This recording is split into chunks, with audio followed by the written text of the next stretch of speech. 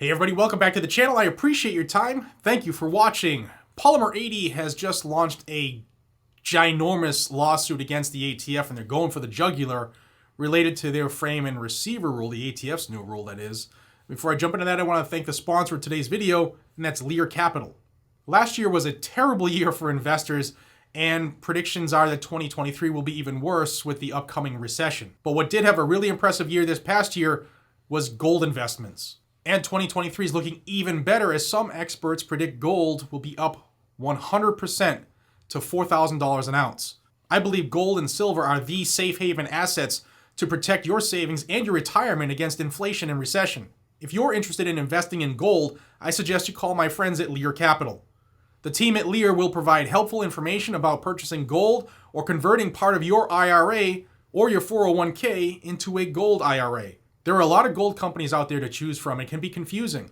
I chose to do business with Lear Capital because not only are they the best around with over 25 years in business and thousands of 5-star reviews, but they also have a 24-hour risk-free guarantee where you can review your investment for 24 hours before committing to it. You can learn more at leargg.com or call 1-800-260-5075. Not only will Lear Capital give you your gold and silver investment guides, but you'll also get up to $15,000 in free bonus metals with the qualified purchase. So check them out again, leargg.com, 1-800-260-5075. Thanks to Lear Capital for sponsoring this video. All right, guys and gals, let's get into this lawsuit that Polymer80 filed yesterday against the ATF on their frame and receiver rule, and it's phenomenal. Here is the first page of the lawsuit. You can see it's Polymer80 versus Merrick Garland in his official capacity as Attorney General of the United States, the United States Department of Justice, Stephen Dettelbach in his official capacity as Director of the Bureau of Alcohol, Tobacco, Firearms, and Explosives, and Bureau of Alcohol, Tobacco, Firearms, and Explosives. The introduction says, this lawsuit challenges the Biden administration's unlawful attempt to unilaterally rewrite federal law, create new criminal and civil penalties, destroy the ability of Americans to exercise their Second Amendment rights by privately making firearms, and infringe the First Amendment rights of plaintiff Polymer80 to market and sell the lawful products targeted by the Biden administration. Number 2, plaintiff Polymer80 designs, manufactures, markets, and distributes firearms, non-firearm products such as receiver blanks, partially complete, disassembled, or non-functional frames, and other innovative products, components, and accessories. At the heart of Polymer80's business is the aim to allow customers to participate in the building process of creating a constitutionally protected instrument. Polymer80 is the industry leader in the design, manufacture, and distribution of receiver blanks, jigs, and associated kits. Polymer80's business model and continued existence are reliant on its sales of these products that have long been held and understood not to be firearms under federal law, but are under unlawful and unconstitutional attack from the Biden administration. Recently, the Bureau of Alcohol, Tobacco, Firearms, and Explosives, the ATF, has taken administrative action that specifically targets Polymer80.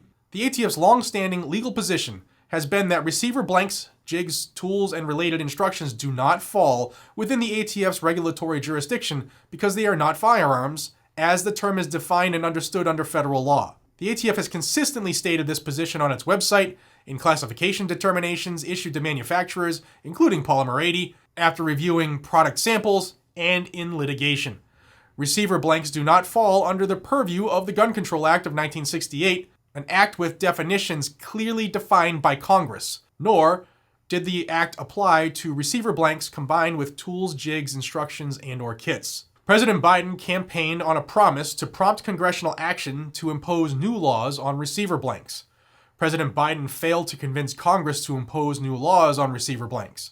Subsequently, President Biden pressured defendants to take unilateral executive action to impose new regulations having the force of law on receiver blanks. So what they're saying is Congress is supposed to make the law. Congress is the one who has defined the definitions or makes the definitions. Congress decided not to do that, yet Biden's forcing the ATF to do it because he can't get it done legally. In response to the Biden administration's pressure, the defendants adopted a final rule. In doing so, the defendants A, ignored administrative procedures, B, flouted long-standing principles of congressional intent, and C, illicitly redefined, inter alia, the Gun Control Act. 9.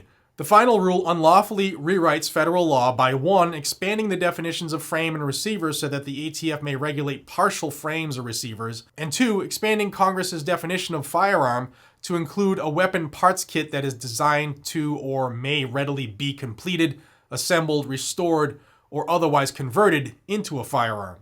These expansions contradict congressionally defined laws and regulations.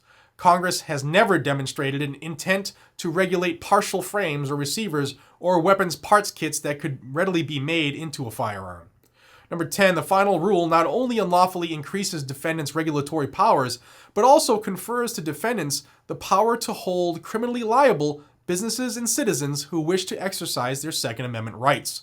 The final rule repudiates the ATF's long-standing legal position on receiver blanks, expressly stating that prior classification determinations shall not continue to be valid or authoritative, and claiming that receiver blanks now fall within the ATF's regulatory jurisdiction. 12. The final rule also violates the First Amendment. The final rule's requirement that submissions to the ATF for classification determination must include the submitting party's marketing materials unlawfully regulates speech protected by the First Amendment. The final rule will have the unconstitutional result that 2 identical pieces of metal could be treated differently depending on whether they are associated with inter alia, instructions, jigs, tools, or some unknown combination, chilling the First Amendment speech used to guide lawful activity recognized by the final rule itself. Subsequent to adopting the final rule, the ATF issued an open letter that specifically targets Polymer80. The open letter states that certain Polymer80 partially complete, disassembled, and non-functional pistol frames are firearms under the Gun Control Act and the final rule, even when not sold as part of a parts kit. Number 14, the open letter further rewrites federal law by expanding the definitions of frame and receiver so that the ATF may regulate partial frames or receivers, even when not sold as part of a parts kit. The open letter effectively amended the final rule by using a definition of readily that is facially contradictory to the final rule, making it a legislative rule with the force of law. It was subject to but did not undergo the required notice and comment procedures. 15. The open letter represents a stark, unsupportable reversal to the ATF's previous determination that Polymer80 pistol frame or receiver blanks are not firearms under the meaning of the Gun Control Act. 16. Also on December 27, 2022, the ATF sent, unprompted by Polymer80, a letter directly to Polymer80. The Polymer80 letter reinforced the open letter but tailored its evaluation to only Polymer80's products and was sent only to Polymer80. The Polymer80 letter classified several of Polymer80's receiver blanks as a frame and also a firearm as defined in the GCA. 17. The final rule, open letter, and Polymer80 letter are unconstitutional regulations intended to terminate Polymer80's business. Polymer80 therefore asked this court to issue a preliminary and permanent injunction preventing the defendants from enforcing the final rule and the open letter against Polymer80, and to declare that the final rule and open letter are unlawful. They then go into saying that people in this country, since before it was even an actual country, have been able to make their own privately made firearms, and it's been legal and lawful all along until the Biden administration decided to change things overnight. They also say just because this item might eventually one day be able to be turned into a functioning firearm, it is not a firearm in its current state. Now, if you want to read this entire lawsuit, I'll have a link down below. There's 17 counts that Polymer80 is lodging against the government as violations, and they're pretty solid. I did read it. It's pretty solid. Rather than to bore you with all 17 and going through them, I will have the link down below for you to do that on your own. But let's go to their prayer for relief. This is what they're looking for from the judge. Wherefore, Polymer80 asks this court to enter an order and judgment: A, declaring that the final rule is unlawful. B, declaring that the open letter is unlawful. C, declaring that the Polymer80 letter is unlawful. D, issuing preliminary and permanent injunctive relief enjoining defendants from enforcing the final rule against Polymer80. E, issuing preliminary and permanent injunctive relief enjoining defendants from enforcing the open letter against Polymer80. F, awarding Polymer80 the costs of this action and its reasonable attorney's fees. And G, awarding such other relief as the court deems equitable and just. So, on the heels of several pro-constitutional rulings around the Second Amendment, specifically with ATF overreach in mind, we now have Polymer80 striking for the jugular of the ATF related to their new frame and receiver rule. And I think this is good. It's going to depend on the judge and how the judge sees it. And if you want to stay up to date on this, if you're somebody who is into making privately made firearms or buying parts kits to upgrade your own, that parts kit can be called a firearm when it's not. It's just, a trigger, some springs, pins. That's not a firearm. If you want to stay up to date on how this lawsuit goes or how the final rule is either stopped or allowed to continue, then subscribe to this channel down below. I'll bring you that information every single day here on Guns and Gadgets. And with your subscription, our voice gets louder. And if you are already subscribed, check the bell icon. Make sure you've clicked that so you are notified when I put out new content or go live.